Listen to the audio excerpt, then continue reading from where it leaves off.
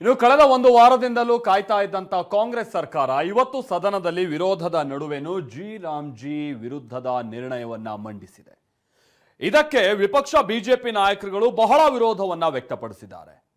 ಈ ಸದನವೂ ಕೂಡ ಸರ್ವಾನುಮತದಿಂದ ಇದನ್ನ ವಿರೋಧಿಸ್ತಾ ಇದೆ ಅಂತ ಮುಖ್ಯಮಂತ್ರಿಗಳು ಆ ನಿರ್ಣಯವನ್ನ ಓದ್ತಾ ಇದ್ದ ಹಾಗೆ ದೊಡ್ಡ ಗದ್ದಲ ಉಂಟಾಯಿತು. ಹಾಗಾದ್ರೆ ಸದನದಲ್ಲಿ ಮನ್ರೇಗಾ ಮಲ್ಲಯುದ್ಧ ಹೇಗೆ ನಡೀತು ನೀವೇ ನೋಡಿ.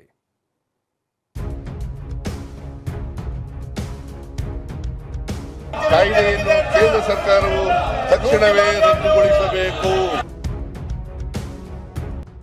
ವಿಧಾನಸಭೆಯಲ್ಲಿ ವಿಬಿ ರಾಮ್ಜಿ ವಿರುದ್ಧ ನಿರ್ಣಯ ಮಂಡನೆ.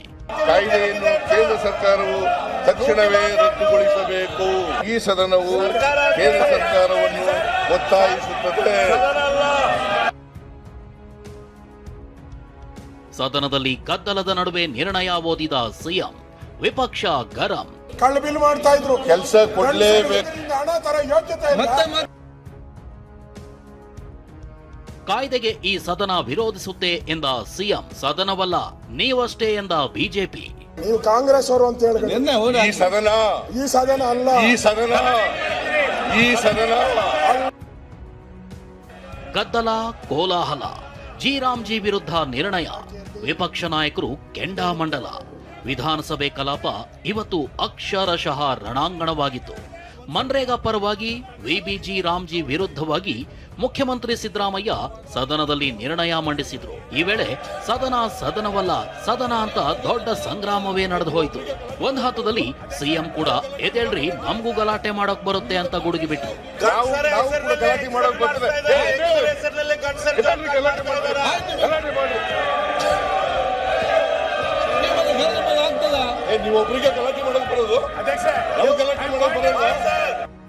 ಎಸ್, ವಿಧಾನಸಭೆಯಲ್ಲಿ ಇವತ್ತು ಅಬಕಾರಿ ಭ್ರಷ್ಟಾಚಾರ ವರ್ಸಸ್ ಮನ್ರೇಗಾ ಮಲ್ಲಯುದ್ಧಕ್ಕೆ ವೇದಿಕೆಯಾಗಿತ್ತು.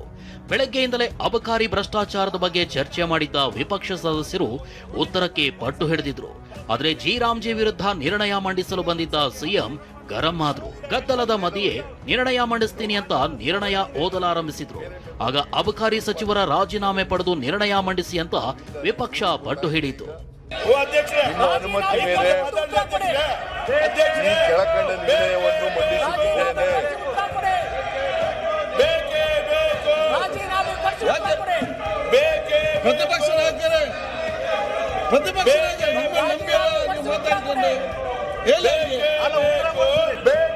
ನಾವು ಇನ್ಯಾವತ್ತೂ ಒಪ್ಪಲ್ಲ, ನೀವು ಕರೆದು ಒಪ್ಪಲ್ಲ. ನಾವು ಈ ರೀತಿ ರಾಜೀನಾಮೆ ತಗೊಂಡು ಸ್ಟಾರ್ಟ್ ಮಾಡಿ ಸರ್. ಆ ಗಂಟೆಗೆ ಅಲ್ಲಲ್ಲ ಉತ್ತರ ಕೊಡ್ಲಿ. ನೀವು ಅಲಿಗೇಷನ್ ಮಾಡಿದ ತಕ್ಷಣ ಯಾರಾದ್ರೂ ರಾಜೀನಾಮೆ ಕೊಟ್ಟರ? ಈ ಗದ್ದಲ, ಕೋಲಾಹಲ, ವಿಪಕ್ಷದ ವಿರೋಧದ ಮಧ್ಯೆ ಸಿಎಂ ಸಿದ್ದರಾಮಯ್ಯ ನಿರ್ಣಯ ಮಂಡಿಸಿದ್ರು. ವಿಕಸಿತ್ ಭಾರತ್ ಗ್ಯಾರಂಟಿ ಫಾರ್ ರೋಜ್ಗಾರ್ ಮತ್ತು ಆಜೀವಿಕಾ ಮಿಷನ್ ಗ್ರಾಮೀಣ್ ಕಾಯ್ದೆಯನ್ನು ಕೇಂದ್ರ ಸರ್ಕಾರವು ತಕ್ಷಣವೇ ರದ್ದುಗೊಳಿಸಬೇಕು. ಮಹಾತ್ಮ ಗಾಂಧಿ ರಾಷ್ಟ್ರೀಯ ಗ್ರಾಮೀಣ ಉದ್ಯೋಗ ಖಾತ್ರಿ ಕಾಯ್ದೆಯನ್ನು ಈಗಿನಂತೆ ಅದರ ಮೂಲ ಸ್ವರೂಪದಲ್ಲಿಯೇ ಮರುಸ್ಥಾಪಿಸಬೇಕು ಎಂದು ಈ ಸದನವು ಕೇಂದ್ರ ಸರ್ಕಾರವನ್ನು ಒತ್ತಾಯಿಸುತ್ತದೆ.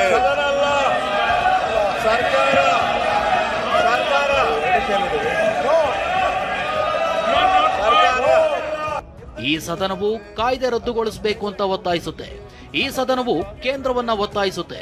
ಈ ಸದನವು ಕಾಯ್ದೆಯನ್ನ ವಿರೋಧಿಸುತ್ತೆ ಅಂತ ಸಿಎಂ ಒತ್ತಿ ಹೇಳಿದ್ರು. ಇದಕ್ಕೆ ವಿಪಕ್ಷ ನಾಯಕರು ಗರಂ ಆದ್ರು. ಈ ಸದನವಲ್ಲ ಕಾಂಗ್ರೆಸ್ ಅಂತ ಹೇಳಿ ಅಂದ್ರು. ಈ ವೇಳೆ ಗದ್ದಲ ಉಂಟಾಯಿತು. ಪರಿಶಿಷ್ಟ ಜಾತಿ ಮತ್ತು ಪಂಗಡದ ಕಾರ್ಮಿಕರು, ಆದಿವಾಸಿಗಳು, ರೈತಾಪಿ ಜನರ ಹಕ್ಕುಗಳನ್ನು ಕಸಿದುಕೊಳ್ಳಲಾಗಿದೆ. ಗ್ರಾಮೀಣ ಭಾಗದ ಕೂಲಿ ಕಾರ್ಮಿಕರನ್ನು ಆಧುನಿಕ ಗುಲಾಮಗಿರಿಗೆ ತಳ್ಳುವ ಪ್ರಯತ್ನವಾಗಿದೆ. ಆದುದರಿಂದ ಈ ಮೇಲೆ ವಿವರಿಸಿದ ಪ್ರಮುಖ ಕಾರಣಗಳಿಂದ ಕೇಂದ್ರದ ಈ ನಡೆಯನ್ನು ಈ ಸದನವು ತೀವ್ರವಾಗಿ ವಿರೋಧಿಸುತ್ತದೆ.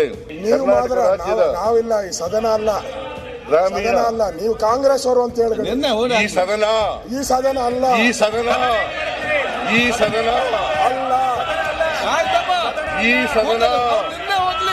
ಚರ್ಚೆ ಮಾಡಿ ವಿರೋಧ ಮಾಡ್ರಿ. ಇದಾದ ಬಳಿಕವೂ ವಿಪಕ್ಷ ಸದಸ್ಯರು ಲೂಟಿಕೋರ ಸರ್ಕಾರ ಅಂತ ಘೋಷಣೆ ಕೂಗಿದ್ರು. ನಿರ್ಣಯವನ್ನ ಕಸದ ಬುಟ್ಟಿಗೆ ಹಾಕಿ ಅಂತ ಅಶೋಕ್ ಗರಂ ಆದ್ರು. ಇದರಿಂದ ಸಿಡಿದ ಸಿಎಂ ನಮಗೂ ಗಲಾಟೆ ಮಾಡೋಕ್ ಬರುತ್ತೆ ಎದ್ದೇಳ್ರಿ ಅಂತ ಆಡಳಿತ ಪಕ್ಷದ ಸದಸ್ಯರತ್ತ ಸಿಎಂ ಕೈ ಬೀಸಿ ಎಬ್ಬಿಸಿದ್ರು. ಮಾಡಕ್ಕೆ ಸರ್ಕಾರ ಹೊರಟಿದೆ, ಜಗಳಗಂಟಿ ಸರ್ಕಾರ. ಮತ್ತೆ ನೀವು ಮಾತಾಡಿ, ದುಡ್ಡು ತರಕ್ಕೆ ಯೋಗ್ಯತೆ ಇಲ್ಲ, ಮತ್ತೆ ಮಾತಾಡಿ, ಕೇಂದ್ರದಿಂದ ಹಣ ತರ ಯೋಗ್ಯತೆ ಇಲ್ಲ, ಮತ್ತೆ ಮಾತಾಡಿ.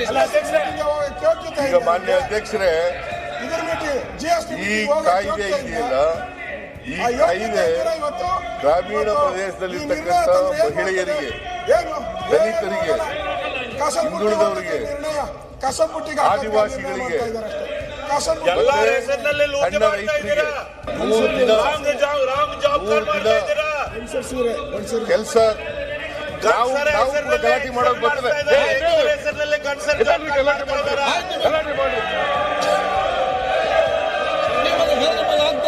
ನೀವೊಬ್ಬರಿಗೆ ಗಲಾಟೆ ಮಾಡೋದು ಬರೋದು, ನಾವು ಗಲಾಟೆ ಮಾಡೋದು ಬರೋದು. ನಿಮಗಿಂತ ಜಾಸ್ತಿ ಜನ ಇದ್ದೀವಿ ನಾವು.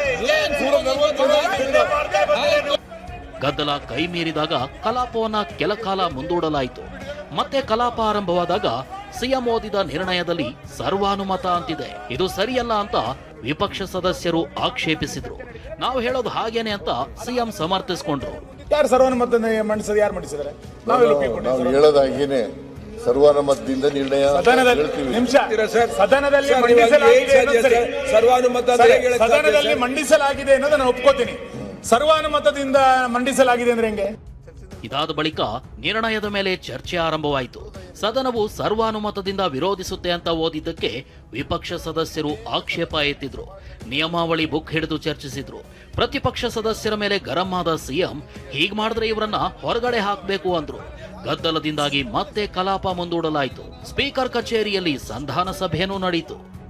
ಈ ತರ ಎಲ್ಲ ಅಡ್ಡಿಪಡಿಸ್ತಕ್ಕಂಥದ್ದು ಇದೆಯಲ್ಲ, ಇವ್ರನ್ನೆಲ್ಲ ಹೊರಗಾಕ್ಬಿಟ್ಟು ಮಾಡ್ಬೇಕಾಗುತ್ತೆ ನಾವು. ಸದನದ ಹೊರಗೂ ಗುಡುಗಿದ ಅಶೋಕ್ ಸಿಎಂಗೆ ವೈಯಕ್ತಿಕ ಅಭಿವೃದ್ಧಿ ಅಷ್ಟೇ ಬೇಕಿದೆ ಅಂತ ಆಕ್ರೋಶ ಹೊರಹಾಕಿದ್ರು. ಇಲ್ಲಿ ಬಂದು ಅಧಿವೇಶನದಲ್ಲಿ ಈ ನಿಯಮಬಾಹಿರವಾಗಿ ಕೇಂದ್ರ ಸರ್ಕಾರದ ಟೀಕೆ ಮಾಡುವಂಥದ್ದು ಎಷ್ಟು ಸರಿ? ಸಿದ್ದರಾಮಯ್ಯವರಿಗೆ ರಾಜ್ಯ ಅಭಿವೃದ್ಧಿ ಬೇಕಾಗಿಲ್ಲ, ಅವರ ಅಭಿವೃದ್ಧಿ ಆಗಬೇಕು, ಅವ್ರ ಪಾರ್ಟಿಯವರ ಅಭಿವೃದ್ಧಿ ಆಗಬೇಕು. ಅವ್ರದ್ದು ಎಲ್ಲೆಲ್ಲಿ ಎಲೆಕ್ಷನ್ ನಡೀತೋ ದೇಶದಲ್ಲಿ ಅಲ್ಲಿಗೆಲ್ಲ ಹಣ ಕೊಡಬೇಕು. ಮನ್ರೇಗಾ ಕಿಚ್ಚು ಧಗಧಗಿಸ್ತಿದೆ. ಬಿಜೆಪಿ ಕಾಂಗ್ರೆಸ್ ಮಧ್ಯೆ ಸಂಗ್ರಾಮ ಜೋರಾಗಿದೆ. ಹರೀಶ್, ಟಿವಿ9 ಬೆಂಗಳೂರು.